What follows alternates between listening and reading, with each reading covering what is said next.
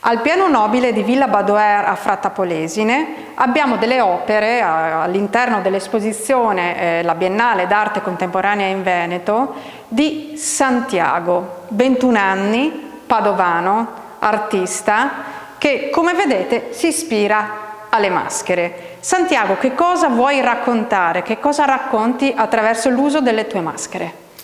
Attraverso l'uso delle mie maschere e dei miei volti principalmente racconto le mie emozioni, soprattutto negative, e le maschere servono ovviamente, come le usiamo tutti noi tutti i giorni, a nascondere le nostre emozioni, e invece i volti rappresentano me stesso all'interno dell'opera e alla fine rappresentano ognuno di noi, perché principalmente il mio obiettivo è quello di far affrontare le emozioni negative e difficili alle persone, non più che altro a me, solo a loro.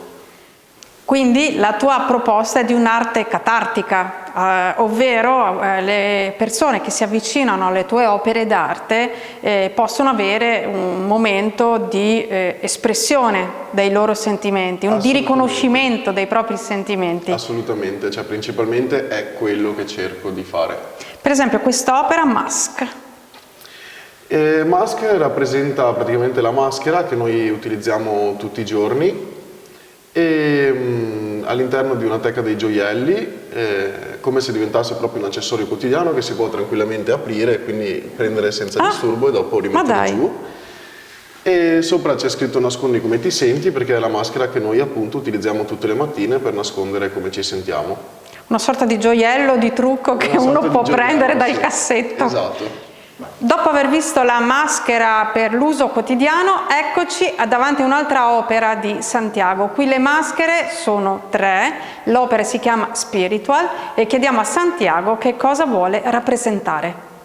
Spiritual rappresenta ognuno di noi, rappresenta in questo caso 3 persone, tra cui 2 fanno parte delle classificazioni sociali o delle classificazioni in generale e una è quella al di fuori di loro. Spiritual rappresenta la nostra spiritualità interiore, quindi che noi brilliamo di luce propria anche senza far parte delle classificazioni sociali, e infatti l'ultimo volto, che è quello al di fuori di tutto, al di fuori della massa tra virgolette, è quello che brilla più di tutti.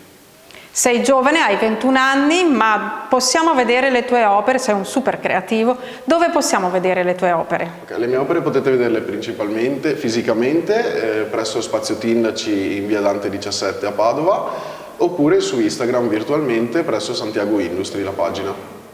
Potete vedere le opere di Santiago anche alla Biennale d'Arte Contemporanea in Veneto, qui a Villa Badoer, fino al 28 ottobre, grazie a Santiago, il più giovane degli artisti esposti. Grazie mille a voi.